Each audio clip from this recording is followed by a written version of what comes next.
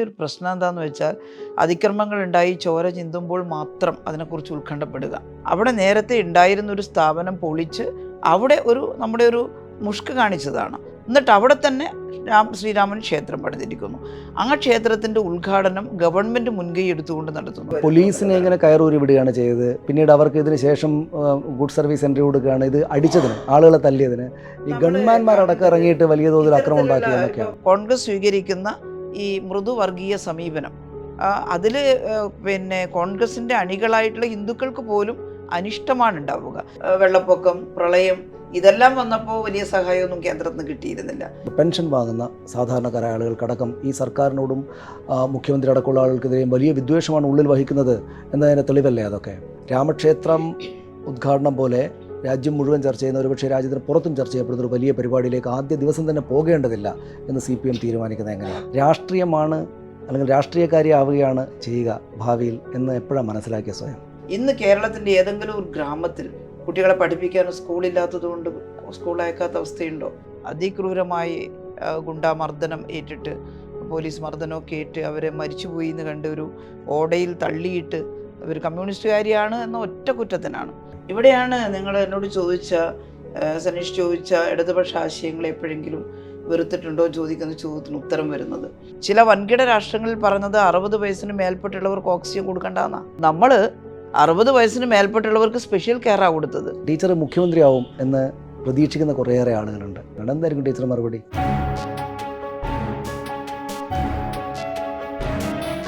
CPM കേന്ദ്ര committee അംഗവും മുൻ ആരോഗ്യ വകുപ്പ് മന്ത്രിയുമായ ശ്രീമതി KK ശൈലജ ടീച്ചറാണ് ഇന്ന് TMJ ലീഡേഴ്സിൽ. സ്വാഗതം ടീച്ചർ. നമസ്കാരം.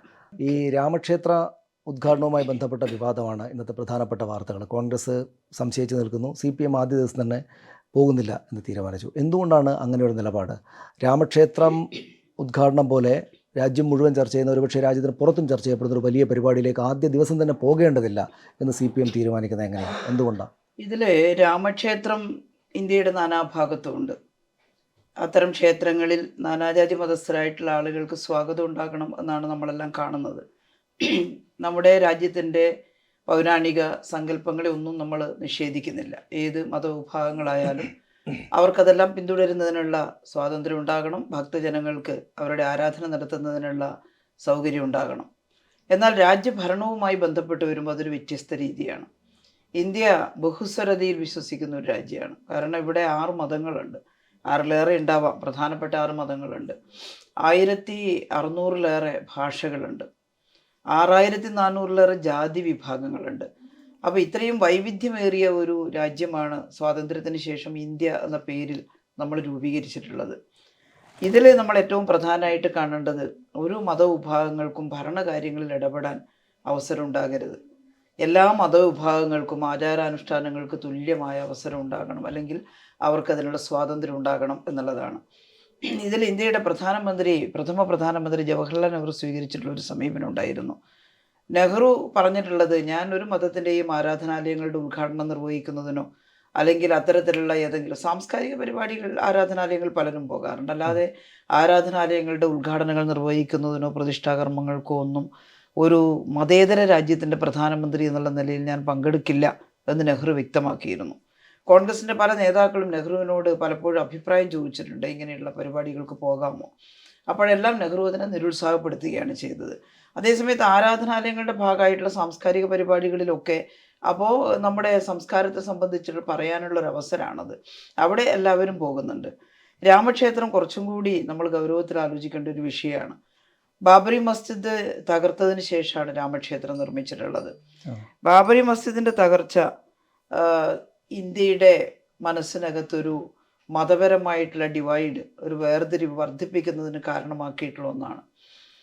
നൂറ്റാണ്ടുകൾ പഴക്കമുള്ള ബാബറി മസ്ജിദ് പൊളിക്കുന്നത് സ്വാഭാവികമായിട്ടും ഇവിടെ അധിവസിക്കുന്ന വിവിധ ജനവിഭാഗങ്ങളുടെ ഇടയിൽ ശരിയല്ലാത്തൊരു വികാരം ഉണ്ടാക്കും എന്നുള്ളത് മനസ്സിലായത് കൊണ്ടാണ് ജവഹർലാൽ നെഹ്റുവിൻ്റെ ഒക്കെ കാലത്ത് ഈ ബാബറി മസ്ജിദിനെ തൊടാതിരുന്നത്. അല്ലെങ്കിൽ അവിടെ ആരാധന നടത്താൻ ഹിന്ദുക്കൾക്ക് അവകാശമുണ്ട്, ഞങ്ങളുടെ പൗരാണിക ക്ഷേത്രമാണെന്നൊക്കെ പറയുമ്പം ആ വശത്തേക്ക് ശ്രദ്ധിക്കാതിരിക്കുകയാണ് നെഹ്റു ഒക്കെ ചെയ്തത്, അല്ലെങ്കിൽ അതിനെ പ്രോത്സാഹിപ്പിക്കാതിരിക്കുകയാണ് ചെയ്തത്. എന്നാൽ പിന്നീട് കാര്യങ്ങൾ മാറിയിട്ടുണ്ട്. ഇപ്പോൾ ഞാനതിൻ്റെ എല്ലാ കാര്യങ്ങളും വിശദീകരിക്കുകയല്ല. അവിടെ ശ്രീരാമൻ്റെ പ്രതിഷ്ഠ ഒരു ഭാഗത്ത് വെക്കാനുള്ള അനുവാദം നൽകി, അങ്ങനെയെല്ലാമുള്ള ചില കാര്യങ്ങൾ അതിന് ശേഷം വന്നിട്ടുണ്ട്. പക്ഷേ ഏതായാലും ഇതിപ്പോ തകർക്കപ്പെട്ടു. അതെ, അത് തകർക്കപ്പെട്ടു. ഞാൻ പറഞ്ഞു വരുന്നത് അപ്പോൾ വാശിയാണ്. അവിടെ ശ്രീരാമൻ ജനിച്ചെടുത്ത് ക്ഷേത്രം പണിയാണ്. അപ്പോൾ അത് വൈകാരികം, ശ്രീരാമനെയും സീതയെല്ലാം മലയാളികളുടെയും അതുപോലെ ഇന്ത്യക്കാരുടെ എല്ലാവരുടെയും മനസ്സിലുണ്ട്. ഇപ്പം ഞാനൊക്കെ ജനിച്ച് വളരുമ്പോൾ കേട്ട് വളരുന്ന കഥ ശ്രീരാമൻ്റെയും സീതയുടെയും ഒക്കെ കഥയാണ്. ശ്രീകൃഷ്ണനൊക്കെ അവരെല്ലാം ജീവിതത്തിൻ്റെ ഒരു ഭാഗമാണ് യഥാർത്ഥത്തിൽ. വിശ്വാസിയാണോ അവിശ്വാസിയാണോ എന്നുള്ള പ്രശ്നമല്ല, അതെല്ലാം നമ്മുടെ പൗരാണിക സംസ്കാരത്തിൻ്റെ ഭാഗമാണ്. അതിനകത്തെല്ലാം സ്നേഹത്തിൻ്റെയും വെറുപ്പിൻ്റെയും അതുപോലെ തന്നെ പരസ്പര വിശ്വാസത്തിൻ്റെയും ഒക്കെ മനുഷ്യത്വത്തിൻ്റെ കഥകൾ അതിനകത്തെല്ലാം ഉണ്ട്. അതുകൊണ്ട് അതെല്ലാം ബഹുമാനിക്കപ്പെടേണ്ടതാണ്. എന്നാൽ ബാബരി മസ്ജിദ് തകർക്കുന്ന സമയത്ത് അയോധ്യയിൽ തന്നെ പരിസര പ്രദേശത്തുള്ള നിരവധി ക്ഷേത്രത്തിലെ പൂജാരികൾ പറഞ്ഞിരുന്നു അവരുടെ ക്ഷേത്രത്തിലാണ് രാമൻ ജനിച്ചത്, ത്രേതായുഗത്തിലാണ് രാമൻ ജനിച്ചതെന്ന് പറയുന്നു. അപ്പോൾ അവരുടെ ക്ഷേത്രത്തിലാണ്, എത്രയോ നൂറ്റാണ്ടുകൾക്ക് സഹസ്രാബ്ദങ്ങൾക്ക് മുൻപുള്ള കാര്യമാണ് പറയുന്നത് നമ്മൾ. അപ്പോൾ ഇവിടെ തന്നെയാണ് എന്ന് സ്ഥാപിക്കാൻ ഉപോത്ബലകമായിട്ടുള്ള തെളിവുകളൊന്നും ഇല്ല എന്നുള്ളതാണ്. അപ്പോൾ സ്പർദ്ധ വർദ്ധിപ്പിക്കുന്ന രീതിയിൽ ഒരു ബഹുസ്വരതയുള്ള രാജ്യത്ത് ഒരു മത്സര ബുദ്ധിയോടുകൂടി ബാബറി മസ്ജിദ് പൊളിച്ച് അവിടെ തന്നെ രാമക്ഷേത്രം പണിയണം എന്ന് നിർബന്ധം ചെലുത്തിയതാണ് ഇന്നത്തെ കാലഘട്ടത്തിൽ ഒരു ബുദ്ധിമുട്ടായിട്ട് വന്നത്. പിന്നീട് രാമക്ഷേത്രത്തിന്റെ നിർമ്മാണവും അതിന്റെ പ്രവർത്തനം എല്ലാം നടന്നത് സംഘപരിവാറിന്റെ നേതൃത്വത്തിൽ. അതെ ടീച്ചർ, അതിപ്പം കോടതി വിധി വന്നു, ഇത് പൊളിക്കപ്പെട്ടു, കോടതി വിധി വന്നു, ഇതൊരു ക്രിമിനൽ ആക്ട് ആണെന്ന് കോടതി പറഞ്ഞു. പക്ഷെ അവിടെ ഒരു ട്രസ്റ്റ് രൂപീകരിച്ച് നിങ്ങളവിടെ ക്ഷേത്രം പണിതുകൊള്ളൂ എന്ന് ഈ ട്രസ്റ്റിനോട് പറഞ്ഞു. അപ്പോൾ ട്രസ്റ്റ് അവിടെ ക്ഷേത്രം പണിഞ്ഞു. സ്വാഭാവികമായിട്ടും അത് മറക്കപ്പെട്ട അധ്യായമായിട്ട് മാറിയിട്ട് എല്ലാവരും അങ്ങോട്ട് ചെല്ലണം എന്നാണ് ഈ ക്ഷേത്രവുമായി ബന്ധപ്പെട്ട ആളുകൾ വിശ്വസിക്കുന്നതെങ്കിൽ അത് CPM മാത്രമായിട്ട് എന്തിനാണ് അങ്ങോട്ട് പോകാതെ? അങ്ങനെ ആകാനുള്ളൊരു സാധ്യത വളരെ ചുരുക്കമാണ്. കാരണം ഇന്ന് സംഘപരിവാരത്തിൻ്റെയും BJPയുടെയും ഒക്കെ നേതൃത്വത്തിൽ ഭരിക്കുന്ന കേന്ദ്ര ഗവൺമെൻറ് പതിയെ പതിയെ പ്രവേശിക്കുന്നത് എങ്ങോട്ടാണെന്ന് നമുക്ക് മനസ്സിലാവുകയാണ്. CPMനെ സംബന്ധിച്ചിടത്തോളം ഇന്ത്യ ഇന്നും മതേതര രാഷ്ട്രമാകണം എന്നാണ് ആഗ്രഹിക്കുന്നത്. ഏത് മതത്തിലെ വിശ്വാസികൾക്കും, അത് ഹിന്ദുവാകട്ടെ ക്രിസ്ത്യാനിയാകട്ടെ മുസ്ലിം ആകട്ടെ ആരും ആവട്ടെ, അവർക്ക് വളരെ സമാധാനപൂർണ്ണമായി അവരുടെ ആരാധന നടത്തുന്നതിനും ദൈവത്തെ പ്രാർത്ഥിക്കുന്നതിനും ഒക്കെയുള്ള സൗകര്യം ഉണ്ടാകണം. അതേസമയത്ത് മതങ്ങൾ തമ്മിലടിക്കുന്നതിനുള്ള യാതൊരു തരത്തിലുള്ള നീക്കങ്ങളും ഉണ്ടാകാൻ പാടില്ല. മതപരമായ വിശ്വാസം സ്വകാര്യമാണ്. അതേസമയത്ത് ഹിന്ദുക്കളും മുസ്ലിങ്ങളും ക്രിസ്ത്യാനികളും ഒക്കെ ആയിട്ടുള്ള പൗരന്മാരുടെ ജീവിത പ്രശ്നങ്ങൾ പരിഹരിക്കാനുള്ള ഭരണ പ്രക്രിയ പൊതുവാണ്. അത് ഓരോരുത്തരുടെയും വ്യക്തിപരമായി മാത്രമുള്ള കാര്യമല്ല, അതൊരു ഗവൺമെൻറ്റിൻ്റെ, ഒരു മതേതര രാഷ്ട്രത്തിലെ ഗവൺമെൻറ്റിൻ്റെ ഉത്തരവാദിത്തമാണ്. അതാണ് CPM കാണുന്നത്. അതുകൊണ്ട് തന്നെ മതപരമായിട്ടുള്ള വേർതിരിവുണ്ടാകുന്ന ഒന്നിനെയും CPM ന്യായീകരിക്കാറില്ല. ഇപ്പോൾ ഇവിടെ എല്ലാവരെയും സ്നേഹത്തോടെ ക്ഷണിച്ചു, ഇതുവരെ ഉണ്ടായിട്ടുള്ള ലഹളകളെല്ലാം മാറ്റാനാണെന്ന് പറഞ്ഞാൽ തന്നെ എങ്ങനെ വിശ്വസിക്കും? ഇപ്പോൾ മണിപ്പൂരിൽ എന്താ ഉണ്ടായിട്ടുള്ളത്? അവിടെ കുക്കി വിഭാഗത്തിൽപ്പെട്ടവർ അവർ ക്രിസ്തു മതവിശ്വാസികളാണ്. അവർക്കെതിരെയാണ് വലിയ തോതിലുള്ള ആക്രമണം നടന്നത്. നമ്മളെപ്പോഴും നമ്മുടെ ഒരു പ്രശ്നം എന്താണെന്ന് വെച്ചാൽ അതിക്രമങ്ങൾ ഉണ്ടായി ചോര ചിന്തുമ്പോൾ മാത്രം അതിനെക്കുറിച്ച് ഉത്കണ്ഠപ്പെടുക, അത് കഴിഞ്ഞ് കുറച്ച് ദിവസങ്ങൾ കഴിഞ്ഞാൽ അത് മറക്കുക എന്നുള്ളതാണ്. അങ്ങനെ മറക്കുന്നതാണ് ഒരുപാട് വർഗീയ ലഹള ഉണ്ടാവാൻ കാരണം. 2022 ഗുജറാത്തിൽ നടന്ന ലഹളയും ആ കൂട്ടത്തിൽ പെട്ടത് തന്നെയാണ്. ഒരു പ്രത്യേക വിഭാഗക്കാരെ തിരഞ്ഞുപിടിച്ച് ഉന്മൂലനം ചെയ്യുക. നാളെ ഇപ്പോൾ രാമക്ഷേത്രമാണെങ്കിൽ വളരെ വലിയൊരു നിർമ്മിതിയാണ് എന്നാണല്ലോ പറയുന്നത്. ഒരുപാട് ആളുകൾ, ലക്ഷക്കണക്കിന് ആളുകളെയാണ് ദിവസവും അവിടേക്ക് അവർ പ്രതീക്ഷിക്കുന്നതെന്നാണ് പറയുന്നത്. സ്വാഭാവികമായിട്ടും ഇവിടെ നിന്നുള്ള നമ്മുടെ നാട്ടിലേതടക്കമുള്ള CPM പ്രവർത്തകരടക്കം അനുഭാവികളടക്കം ഒരു കാലത്ത് രാമക്ഷേത്രം കണ്ടേക്കാം എന്ന് വിചാരിച്ച് രാമക്ഷേത്രം കാണാൻ പോകരുതെന്ന് ഒരു CPM പ്രവർത്തകരോട് ഞങ്ങൾ പറഞ്ഞിട്ടില്ല. അത് വേറെയാണ്. ഇത് ഗവൺമെൻറ് മുൻകൈ എടുത്തുകൊണ്ട് അവിടെ ഒരു പള്ളി പൊളിച്ച് അവിടെ കോടതി വിധി തന്നെ എന്ന് വിചാരിക്കൂ, അവിടെ ക്ഷേത്രം ഉണ്ടാക്കുക എന്നുള്ളതിൻ്റെ പിന്നിൽ ഒരു അജണ്ടയുണ്ട് എന്നാണ് ഒരു രാഷ്ട്രീയ പാർട്ടി എന്നുള്ള നിലയിൽ CPM വിശ്വസിക്കുന്നത്. CPM ഏതെങ്കിലും ഒരു ക്ഷേത്രത്തിൽ CPM അനുഭാവികൾ പോകരുതെന്ന് ഇന്ന് വരെ പറഞ്ഞിട്ടില്ല. അതുപോലെ അയോധ്യയിലെ രാമക്ഷേത്രം കാണാൻ ഏതെങ്കിലും ഒരു CPM അനുഭാവി ഭക്തിയോടുകൂടി പോകുന്നതിന് CPM ഒരിക്കലും തടസ്സപ്പെടുന്നില്ല, അവിടെ പോകേണ്ടതില്ല എന്ന് പറയില്ല. ഇത് അതുപോലെയല്ല. ഇത് അവിടെ നേരത്തെ ഉണ്ടായിരുന്നൊരു സ്ഥാപനം പൊളിച്ച് അവിടെ നമ്മുടെ ഒരു മുഷ്ക് കാണിച്ചതാണ്. എന്നിട്ട് അവിടെ തന്നെ ശ്രീരാമൻ ക്ഷേത്രം പണിതിരിക്കുന്നു. ആ ക്ഷേത്രത്തിൻ്റെ ഉദ്ഘാടനം ഗവൺമെൻറ് മുൻകൈ എടുത്തുകൊണ്ട് നടത്തുന്നു. അതിലൊരു പൊളിറ്റിക്സ് ഉണ്ട്. അതുകൊണ്ടാണ് ആ പൊളിറ്റിക്കലായിട്ടുള്ള ആ പരിപാടിയിൽ, ഇത് ഒരു മതവിശ്വാസപരമായിട്ടുള്ള പരിപാടി മാത്രമല്ല, ഇതൊരു പൊളിറ്റിക്കലായിട്ടുള്ള പരിപാടി കൂടിയാണ്. കാരണം മതസ്പർദ്ധ എപ്പോഴും കാണിച്ചിട്ടുള്ള ഭരണകക്ഷിയാണ് ഈ BJPയുടെ നേതൃത്വത്തിലുള്ള ഗവൺമെൻറ്. ആ ഗവൺമെൻറ്റാണ് മസ്ജിദ് പൊളിച്ചു. അതിൻ്റെ ഒരുപാട് ആളുകൾക്ക് അതിൽ ആരൊക്കെയാണ് വേദനിക്കുന്നത് പിന്നെ അന്നത്തെ കാലത്ത് ഒരുപാട് മാധ്യമങ്ങളിലൊക്കെ വന്നതാണ്. മുസ്ലിങ്ങൾ മാത്രമല്ല, ഇത് ഈ രാജ്യത്തൊരു വേർതിരിവുണ്ടാകാൻ സഹായിക്കുന്നു എന്ന് പറഞ്ഞുകൊണ്ട് സാംസ്കാരിക നായകന്മാരൊക്കെ അതിൽ ദുഃഖം രേഖപ്പെടുത്തിയിട്ടുള്ളതാണ്. പാടില്ലായിരുന്നു എന്ന് പറഞ്ഞതാണ്. അപ്പം അതിലും നിർത്തുന്നില്ല. ഗ്യാൻബാബി പള്ളിയുടെ പിന്നെ അടിയിൽ പരിശോധിക്കാൻ പോവുകയാണ്. അതുപോലെ ഇന്ത്യയിലെ മറ്റ് എല്ലാ സ്ഥലത്തും പരിശോധിച്ചിട്ടത് ഹിന്ദു ക്ഷേത്രങ്ങളായിരുന്നു എന്ന് സ്ഥാപിക്കാൻ പോവാണ്. ഇത് ഒരിക്കലും സമാധാനം കിട്ടാത്തൊരു കാര്യമാണ്. കാരണം ലക്ഷക്കണക്കിന് മുസ്ലിങ്ങളുണ്ട് ഇവിടെ, ലക്ഷക്കണക്കിന് ക്രിസ്ത്യാനികളുണ്ട് ഇവിടെ. അപ്പോൾ ആ വിഭാഗങ്ങളുടെ സമാധാനത്തിൽ ഭംഗമുണ്ടായാൽ അത് ഹിന്ദു എന്ന് വിവക്ഷിക്കപ്പെടുന്ന വിഭാഗത്തിലെ മനുഷ്യർക്കും സമാധാനമില്ലാത്ത അവസ്ഥയെ സൃഷ്ടിക്കുകയുള്ളൂ. പരസ്പരം വലിയ തോതിലുള്ള കലാപങ്ങൾ, അങ്ങനെ ഒരു കലാപത്തിന് നാന്ദി കുറിച്ചിട്ടുള്ള ഒരു സംഭവമായിരുന്നു ബാബറി മസ്ജിദിൻ്റെ പതനവും രാമക്ഷേത്ര നിർമ്മാണവും. അത് ഭരണപരമായിട്ടുള്ളൊരു പ്രക്രിയയായിട്ടാണ് എടുത്തത് എന്നുള്ളത് കൊണ്ടുകൂടിയാണ് രാഷ്ട്രീയമായിട്ട് ഞങ്ങളതിൽ പങ്കെടുക്കാൻ പോകുന്നില്ല. ടീച്ചർ പറയുന്നത് വ്യക്തമാണ്. പക്ഷേ ഇത് കോൺഗ്രസ് ഈ ബാബറി മസ്ജിദ് തകർത്തതുമായി ബന്ധപ്പെട്ട് ഈ സംഘപരിവാര ശക്തികളുടെ എതിർപക്ഷത്ത് നിന്നിരുന്ന ആളുകളാണ്. പക്ഷേ കോൺഗ്രസ്സുകാർക്ക് ക്ഷണം വന്നിട്ടുണ്ട്. സീതാറാം യെച്ചൂരിയും CPM പറഞ്ഞതുപോലെ പെട്ടെന്ന് അങ്ങോട്ട് ഞങ്ങൾ വരുന്നില്ല എന്ന തീരുമാനത്തിലേക്ക് എത്താൻ അവർക്ക് സാധിക്കുന്നില്ല. ആ പാർട്ടിക്കകത്ത് പല അഭിപ്രായങ്ങൾ വരികയാണ്. അതെന്തുകൊണ്ടായിരിക്കും? കോൺഗ്രസ് പലപ്പോഴും ഒരു ഒരു ബാലൻസ്ഡ് ആക്ട് എന്നോ അതല്ല എല്ലാറ്റിനോടും ഒരു മൃദു സമീപനമോ എന്താ പറയാൻ സാധിക്കില്ല. ഭരണാധികാരികൾക്ക്, ഒരു മതേതര രാഷ്ട്രത്തിലെ ഭരണാധികാരികൾക്ക് അങ്ങനെ കാണിക്കാൻ കഴിയില്ല. ശരി ശരിയെന്നും തെറ്റ് തെറ്റെന്നും പറഞ്ഞുകൊണ്ട് മുന്നോട്ട് പോകാനേ പറ്റുള്ളൂ. എന്നാൽ പലപ്പോഴും എനിക്ക് തോന്നുന്നത് തെരഞ്ഞെടുപ്പ് വരുമ്പം മതവിഭാഗത്തിനിടെ അടിയിലുള്ള അല്ലെങ്കിൽ അതിൽ പിന്നെ ഉൾപ്പെട്ടിട്ടുള്ള ആളുകളുടെ വോട്ട് ലക്ഷ്യം വെച്ചിട്ടാണ് ഒന്നും നമുക്ക് പറയാൻ കഴിയില്ല. വ്യക്തമായിട്ടുള്ള നെഹ്റു സ്വീകരിച്ചതുപോലെ സുവ്യക്തമായിട്ടുള്ളൊരു സമീപനം ഇത്തരം കാര്യങ്ങളിൽ കോൺഗ്രസ് സ്വീകരിച്ചിട്ടില്ല. പലപ്പോഴും പല മതങ്ങളെയും പ്രീണിപ്പിക്കാനാണ് പരിശ്രമിച്ചത്.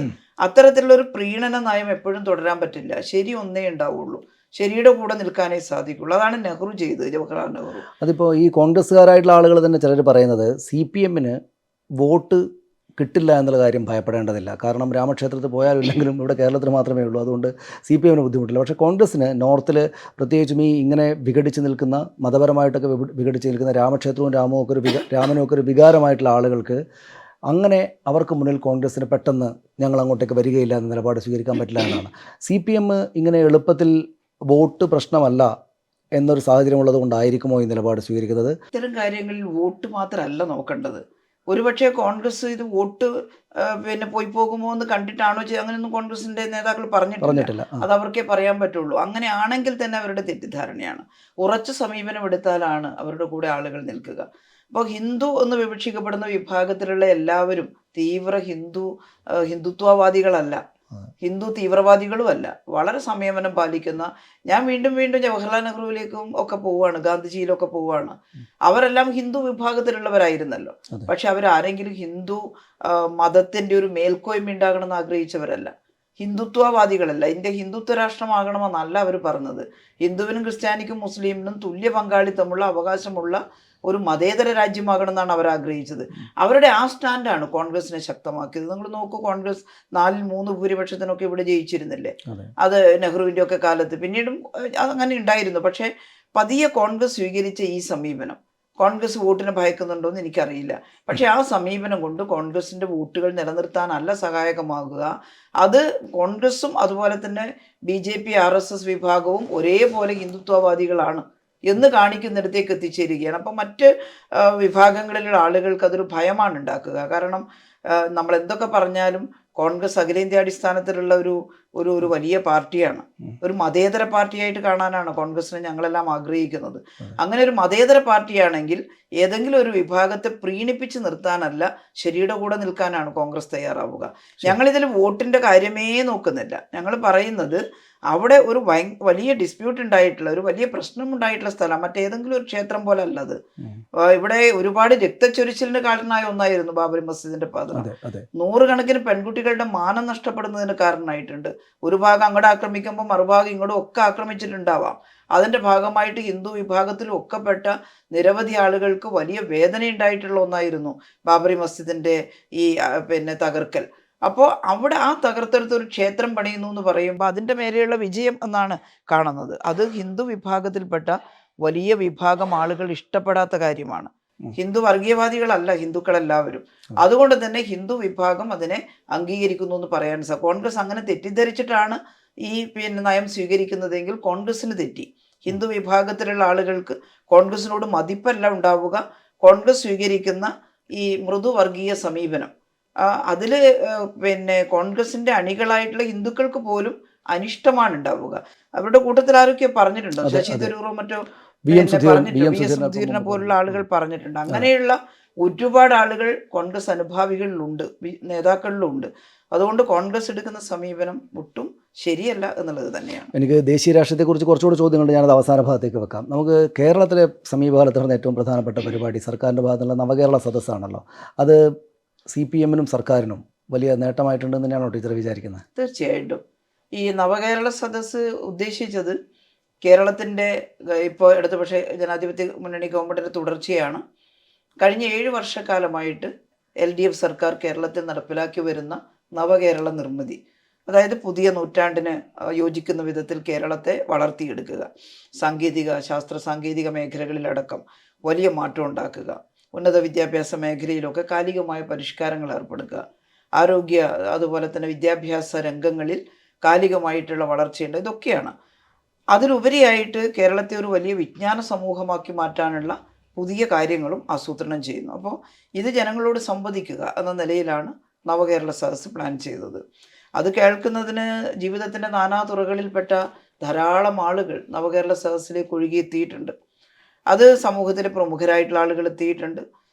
ഒരുപാട് സാധാരണക്കാരായിട്ടുള്ള ജനങ്ങൾ, തൊഴിലാളികളും കർഷകരും ഒക്കെ ആയിട്ട് വന്നിട്ടുണ്ട്. വലിയ പങ്കാളിത്തമായിരുന്നു. പക്ഷെ അത് പ്രതിപക്ഷം, പിന്നീട് മാധ്യമങ്ങൾ അതിനകത്തുണ്ടായിരുന്ന ഈ വയലൻസിൻ്റെ, അതുമായി ചേർന്നുള്ള വയലൻസിനെ വല്ലാത്ത തോതിൽ വിമർശിക്കുന്നുണ്ടായിട്ടുണ്ട്. അതായത് ഒന്ന് ആളുകൾ, പോലീസാണെങ്കിലും DYFI പ്രവർത്തകരെ പോലുള്ള ആളുകളാണെങ്കിലും ഈ പ്രതിപക്ഷത്തെ വല്ലാതെ ആക്രമിക്കുക. നവകേരള സദസ്സ് പോകുന്നിടത്തെല്ലാം കരിങ്കൊടിയുമായിട്ട് വന്ന 2-3 ആളുകൾ എല്ലാവരും ചേർന്ന് ആക്രമിക്കുന്ന നിലയാണ് ഉണ്ടായത്. അത് ഇത്തരം ഒരു സർക്കാരിൻ്റെ പരിപാടിയിൽ പാടില്ലായിരുന്നു എന്ന് നമ്മൾ പറയേണ്ടത്. വിശദമായിട്ട് പരിശോധിക്കപ്പെടേണ്ട ചില കാര്യങ്ങളാണ്. കാരണം എങ്ങനെയാണ് അങ്ങോട്ട് പോയിട്ട് ഇടതുപക്ഷ ജനാധിപത്യ മുന്നണിയുടെ പ്രവർത്തകരോ DYFIയോ തേടി പിടിച്ച് ആക്രമിച്ചോ എന്നുള്ളതാണ്. നമ്മുടെ യഥാർത്ഥത്തിൽ നവകേരള സദസ്സ് ആരംഭിക്കുമ്പോൾ കേരള ഗവൺമെൻറ് പറഞ്ഞിരുന്നത് ഇത് എല്ലാവരും കൂടി നമുക്ക് ഒരുമിച്ച് നടത്താം, നവകേരളത്തെക്കുറിച്ചുള്ള ചർച്ച.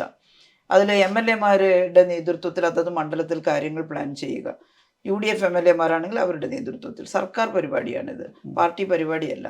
LDF MLA-മാരാണെങ്കിൽ അവരുടെ നേതൃത്വത്തിൽ. പക്ഷേ അതിന് UDF നിന്നില്ല. അത്തരം ഒരു ഇത് സർക്കാർ പരിപാടിയാണെങ്കിലും രാഷ്ട്രീയമാണിതിൽ മുന്നിട്ട് നിൽക്കുന്നത് എന്നെല്ലാം പറഞ്ഞുകൊണ്ട് ബഹിഷ്കരിക്കുകയാണ് ചെയ്തത്. അപ്പോൾ എല്ലാവരും കൂടി ചേർന്ന് നടത്താനിരിക്കുന്ന ഒരു പരിപാടിയിൽ ആരെയും ആക്രമിക്കാൻ മുൻകൂട്ടി പദ്ധതി ഇടുന്നില്ലല്ലോ. പിന്നെ ആ പദ്ധതി നടക്കുമ്പോൾ അതിനെതിരായിട്ട് വന്നു എന്നുള്ളതാണ്. അതിനെതിരായിട്ട് പ്രതിഷേധിക്കാൻ വന്നു. അത് ഈ വാഹനത്തിന് നേരെ വന്നു, ഈ നവകേരള സദസ്സ് നടക്കുന്ന പന്തലിന് സമീപം വന്നു. അപ്പോൾ സ്വാഭാവികമായിട്ടും ഇത്രയും ആൾ കൂടിയ സ്ഥലത്ത് കുറച്ച് പേര് വന്നിട്ടാണ് ബഹളം ഉണ്ടാക്കുന്നതെങ്കിലും ആ ബഹളം ഉണ്ടാക്കുന്ന ആളുകളെ മാറ്റുക എന്നുള്ളത് ഏറ്റവും വലിയ ഉത്തരവാദിത്തമായിട്ട് വരും. പോലീസിനെ ഇങ്ങനെ കയറൂരി വിടുകയാണ് ചെയ്തത്. പിന്നീട് അവർക്ക് ഇതിന് ശേഷം ഗുഡ് സർവീസ് എൻട്രി കൊടുക്കുകയാണ്. ഇത് അടിച്ചതിന്, ആളുകളെ തല്ലിയതിന് ഈ ഗൺമാൻമാരടക്കം ഇറങ്ങിയിട്ട് വലിയ തോതിൽ ആക്രമണം ഉണ്ടാക്കി. ഇപ്പം ഒരു UDF ഗവൺമെന്റ് മുൻപുള്ള സമയത്ത് പലതരത്തിലുള്ള പ്രതിഷേധങ്ങൾ നടന്നിരുന്നു. ഞങ്ങളും നന്നായിട്ട് പ്രതിഷേധിച്ചിട്ടുണ്ട് അത്തരം ഘട്ടങ്ങളിലൊക്കെ. ആ ഘട്ടത്തിൽ നടത്തിയ പോലീസ് അതിക്രമങ്ങളും ഈ കരിങ്കൊടി കാണിച്ചവർക്ക് നേരെ പോലീസ് കാണിച്ചിട്ടുള്ള സമീപനവും ഒരൊറ്റ മാധ്യമവും അത് 2 രംഗങ്ങളും ഇങ്ങനെ മത്സരിച്ച് കാണിച്ചിട്ട് താരതമ്യം ചെയ്യാൻ നിന്നിട്ടില്ലല്ലോ.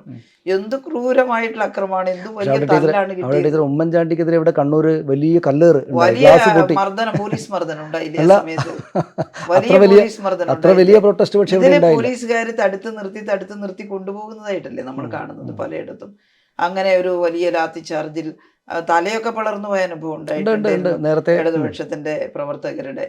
ഇത് അത്ര വലിയ എനിക്കറിയില്ല ആർക്കെങ്കിലും നല്ല പരിക്ക് പറ്റിയിട്ടുണ്ടോ എന്നുള്ളത് പരിശോധിക്കാം. പക്ഷേ അതുമായിട്ട് തട്ടിച്ചു നോക്കുമ്പോൾ അതിനേക്കാൾ രൂക്ഷമായിട്ടുള്ള ഒരു വലിയ കടന്നാക്രമണം പോലീസിന്റെ ഭാഗത്തുനിന്നുണ്ടായി എന്ന് എങ്ങനെയാണ് നമുക്ക് പറയാൻ സാധിക്കുക? ഇവിടെ സുധാകരനെ പോലുള്ള CPM നേതാക്കൾ തന്നെയും ഇക്കാര്യത്തിൽ അതൃപ്തി പരസ്യമായിട്ട് പ്രകടിപ്പിച്ചതായിട്ട് കണ്ടു. ഞാൻ ചോദിക്കുന്നത്, ഇത് ഇങ്ങനെയല്ലാതെ ഒരു സർക്കാരിൻ്റെ പരിപാടിയാണ്, മുഖ്യമന്ത്രിയും മന്ത്രിമാരും എല്ലാവരും കേരളം മുഴുവൻ യാത്ര ചെയ്യുകയാണ്. അപ്പോൾ ഒരു അഭംഗിയും ഇത്തരം കുഴപ്പം പിടിച്ച കാര്യങ്ങൾ ഉണ്ടാകാതെ നോക്കേണ്ടതായിരുന്നു എന്നൊരു അഭിപ്രായം ഉണ്ടാകേണ്ടതല്ലേ പാർട്ടി? അതിപ്പോൾ അത് നമ്മൾ അഭംഗിയില്ലാതിരിക്കാനാണല്ലോ നമുക്ക് എല്ലാവർക്കും ഒരുമിച്ച് നടത്താം.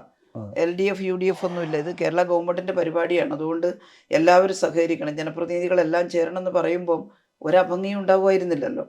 അത് ബഹിഷ്കരിക്കുകയും ഈ പരിപാടിക്ക് എതിരായിട്ട് സമരം സംഘടിപ്പിക്കുകയും ചെയ്തപ്പോഴാണല്ലോ അഭംഗി ഉണ്ടായത്. അപ്പോൾ അത് എന്തുകൊണ്ടാണെന്നുള്ളതാണ് നമ്മൾ പരിശോധിക്കേണ്ടത്. എന്തായാലും ഈ നവകേരള സദസ്സിൽ പറഞ്ഞിട്ടുള്ള കാര്യങ്ങൾ അത് ആർക്കെങ്കിലും ദ്രോഹം ഉണ്ടാക്കുന്ന ഒന്നല്ലല്ലോ. കേരളത്തിൻ്റെ ഇന്നത്തെ പ്രശ്നങ്ങൾ പരിഹരിക്കാനും കേരളത്തെ ബഹുദൂരം മുന്നിലേക്ക് നയിക്കാനുമുള്ള വികസന പ്രവർത്തനങ്ങളെ കുറിച്ച് മറ്റൊക്കെയല്ലേ പറയുന്നത്. അതിപ്പോൾ അതിലെന്താ ആർക്കെങ്കിലും തർക്കം ഉണ്ടാകേണ്ട ഒരു വിഷയമുണ്ടോ?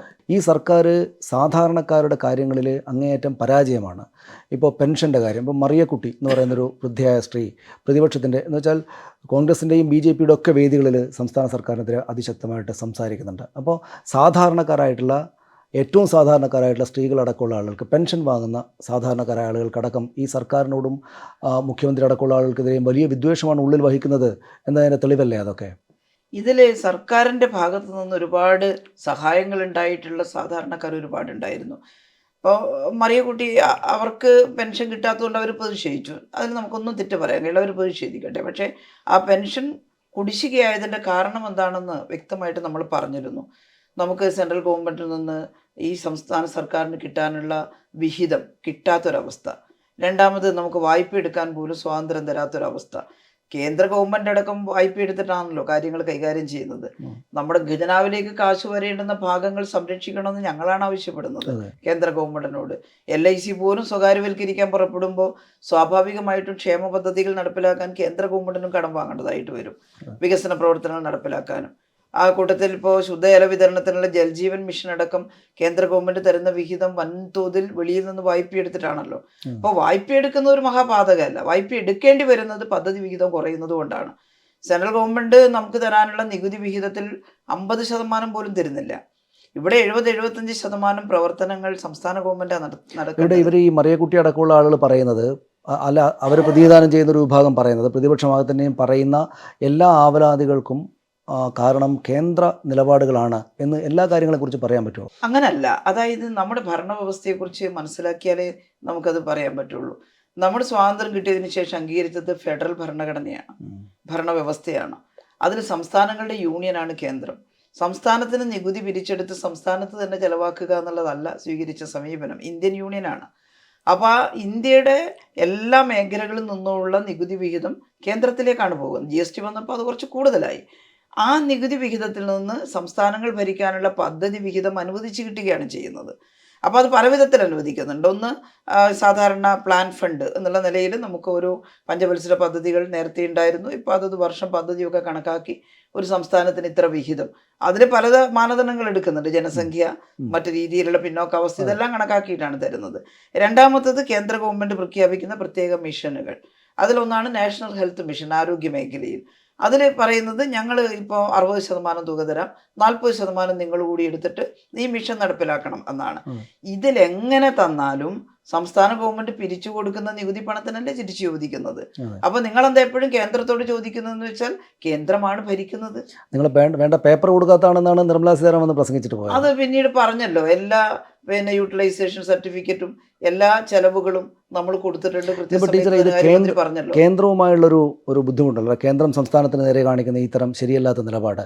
അത് ടീച്ചറൊക്കെ ആരോഗ്യമന്ത്രി ആയിരുന്ന കാലത്തൊന്നും ഈ മട്ടിൽ പറഞ്ഞു കേട്ടിരുന്നില്ല. എന്ന് മാത്രമല്ല, കോവിഡൊക്കെ മഹാമാരിയൊക്കെ വന്ന സമയത്ത് നല്ല നിലക്കുള്ളൊരു ബന്ധം, വലിയ രാഷ്ട്രീയ പ്രത്യയശാസ്ത്രങ്ങൾ തമ്മിൽ വളരെ വലിയ അകൽച്ചയും എതിർപ്പുമുള്ള രണ്ട് പാർട്ടികളാണ് കേന്ദ്രത്തിനും സംസ്ഥാനത്തും ഭരിക്കുന്നതെങ്കിലും കാര്യങ്ങൾ വലിയ സ്മൂത്തായിട്ട് അങ്ങ് പോവുകയാണ് എന്ന തോന്നലാണ് ഉണ്ടായിരുന്നത്. ആ കാലത്തില്ലാതിരുന്ന ഒരു കേന്ദ്രത്തിൻ്റെ വിദ്വേഷമാണോ ഇപ്പോൾ വന്നിട്ടുള്ളത്? അത് എനിക്ക് പറയാൻ പറ്റില്ല. അത് കാരണം നാഷണൽ ഹെൽത്ത് മിഷനൊക്കെ പലപ്പോഴും നമുക്ക് കൃത്യസമയത്ത് തരാതിരിക്കാനുള്ള ശ്രമമൊക്കെ നടത്തിയിട്ടുണ്ട്. പക്ഷേ ആ കാലത്ത് പക്ഷേ വലിയ ബുദ്ധിമുട്ട് വന്നപ്പോൾ ഫണ്ട് പൂർണ്ണമായും പിടിച്ചു വെച്ചു എന്ന് എനിക്കിപ്പം പറയാൻ സാധിക്കില്ല. കാരണം അവരോട് നടത്തിയിട്ടുള്ള ഇടപെടലിൽ നമുക്ക് NHMൻ്റെ ഒക്കെ കാശ് കൃത്യമായിട്ട് നമുക്ക് കിട്ടിയിരുന്നു എന്നുള്ളതൊരു വസ്തുതയാണ്.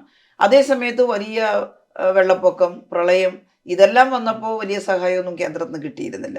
ഇപ്പോൾ ആശുപത്രികളൊക്കെ മറിഞ്ഞു വീണു പോയത് നന്നാക്കാൻ പ്രത്യേകിച്ച് പണം കേന്ദ്രത്തിൽ നിന്ന് കിട്ടുമെന്ന് വിചാരിച്ച് തന്നിരുന്നില്ല. എന്നാൽ നാഷണൽ ഹെൽത്ത് മിഷൻ്റെ വിഹിതമൊക്കെ ഞങ്ങൾ കൃത്യമായിട്ട് അതിൻ്റെ യൂട്ടിലൈസേഷൻ കൊടുക്കുകയും അത് കൃത്യമായിട്ട് തരികയും ചെയ്ത ഒരവസ്ഥ ഉണ്ടായിരുന്നു. പിന്നെ നിപ്പ കോവിഡൊക്കെ വന്നപ്പോൾ പണം കൊണ്ട് സഹായിച്ചിട്ടില്ലെങ്കിലും സെൻട്രൽ ടീം വന്നിട്ട് സഹായമൊക്കെ നൽകിയിട്ടുണ്ട്. അതിപ്പോഴും വരുന്നുണ്ടെന്നാണ് എനിക്ക് തോന്നുന്നത്. പക്ഷേ അടുത്ത കാലത്തായിട്ട് പദ്ധതി വിഹിതത്തിൽ നല്ല കുറവ് വരുത്തി എന്നുള്ളതാണ് അനുഭവം. അത് ഈ ഗവൺമെൻറ് വന്നതിന് ശേഷം കുറച്ച് കൂടുതലായിട്ട് കുറയുന്നതിൽ കൂടുതലായിട്ട് വന്നു എന്നുള്ളതാണ് അനുഭവമായിട്ട് പറയുന്നത്.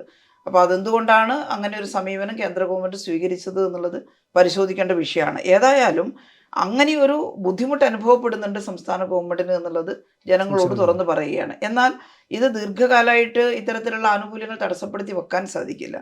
അതുകൊണ്ട് ഗവൺമെൻറ്റും ആലോചിക്കുന്നത് എത്രയും പെട്ടെന്ന് സാമൂഹ്യക്ഷേമ പെൻഷനുകളൊക്കെ കൊടുക്കാനാണ്. ഞാൻ പറഞ്ഞത് മറ്റൊരു വശം കൂടിയുണ്ട്. ഇപ്പം ഒരു സംസ്ഥാനവും ഈ വീടില്ലാത്ത മുഴുവൻ ആളുകൾക്കും വീടുണ്ടാക്കി കൊടുക്കുക എന്നുള്ളൊരു പദ്ധതി കൊണ്ടുവന്നിട്ടില്ല. ചെറിയ ശതമാനം ആളുകൾക്ക് ചില പദ്ധതികളുടെ ഭാഗമായിട്ട് വീടൊക്കെ കൊടുക്കാൻ ചെറിയ കാശൊക്കെ കൊടുക്കുന്നുണ്ട്. പക്ഷേ ഒരു സംസ്ഥാനത്തെ വീടില്ലാത്ത മുഴുവൻ ആളുകളുടെയും ലിസ്റ്റ് തയ്യാറാക്കിയിട്ട് അവർക്കാകെ വീട് നിർമ്മിച്ചു കൊടുക്കുക എന്നുള്ളത് കേരളം മാത്രമാണ് സ്വീകരിച്ചത്. അങ്ങനെ 4 ലക്ഷത്തിലേറെ പേർക്ക് ലൈഫ് മിഷൻ വഴി വീട് നൽകിയല്ലോ. അപ്പോൾ വീടിൻ്റെ താക്കോൽ കിട്ടിയ ആ പാവങ്ങളുടെ ഇന്നലെ വരെ കുടിലിൽ താമസിച്ച ഇന്ന് വീട്ടിൻ്റെ താക്കോൽ കിട്ടിയ ആളുകളുടെ ആഹ്ലാദം ഏതെങ്കിലും മീഡിയ പങ്കുവെച്ച് LDF ഗവൺമെൻറ് ഇതാ ഇവരെ ഇങ്ങനെ ഒരു ജീവിതത്തിലേക്ക് കൊണ്ടുവന്നിരിക്കുന്നു എന്ന് എവിടെയെങ്കിലും പറഞ്ഞിട്ടുണ്ടോ? അത് സ്വാഭാവികമാണ്, കിട്ടിയത് പറയില്ല. ഇല്ലാത്ത ഏതെങ്കിലും പോരായ്മയുണ്ടെങ്കിൽ അത് അങ്ങനെ ചൂണ്ടിക്കാണിക്കുമ്പോഴാണ് ഈ മറിയക്കുട്ടി ചെടത്തിയെ പോലെ പെൻഷൻ മുടങ്ങിയിട്ടുള്ള ആളുകളുടെ പ്രതിഷേധമൊക്കെ വലിയ തോതിൽ ഹൈലൈറ്റ് ചെയ്യപ്പെടുന്നത്. കാണിക്കേണ്ട എന്നുള്ളതല്ല, അതിനൊരു മറുവശമുണ്ട്. പട്ടയം കിട്ടിയിട്ടുള്ളവരുണ്ട്, അതുപോലെ തന്നെ വീട് കിട്ടിയിട്ടുള്ളവരുണ്ട്. പെൻഷൻ മുടങ്ങിയ പെൻഷൻ്റെ ഒരു ഇടുക്കളായി കൊടുക്കുമ്പം അതിൽ ആഹ്ലാദം പ്രകടിപ്പിക്കും. ഇത് രണ്ടും ഉണ്ട്. അപ്പം പെൻഷനൊക്കെ എത്രയും പെട്ടെന്ന് കൊടുക്കണം എന്നുള്ളത് തന്നെയാണ് ഇടതുപക്ഷ മുന്നണിയുടെ കാഴ്ചപ്പാട്. ടീച്ചർ ഇപ്പോൾ കേരളത്തിലെ ഏറ്റവും പ്രധാനപ്പെട്ട 5-6 നേതാക്കളിൽ ഉള്ള ഒരാളാണ്. രാഷ്ട്രീയമാണ് അല്ലെങ്കിൽ രാഷ്ട്രീയക്കാരിയാവുകയാണ് ചെയ്യുക ഭാവിയിൽ എന്ന് എപ്പോഴാണ് മനസ്സിലാക്കിയ സ്വയം? ഏത് പ്രായത്തിലാണ്? എങ്ങനെയാണ്? ഞാൻ കുഞ്ഞുനാളിലേ ഉണ്ടായിരുന്നു രാഷ്ട്രീയക്കാരി ആവുന്നുള്ള പ്രതീക്ഷയല്ല, രാഷ്ട്രീയവുമായിട്ട് ബന്ധമുണ്ടായിരുന്നു എന്നുള്ളതാണ്.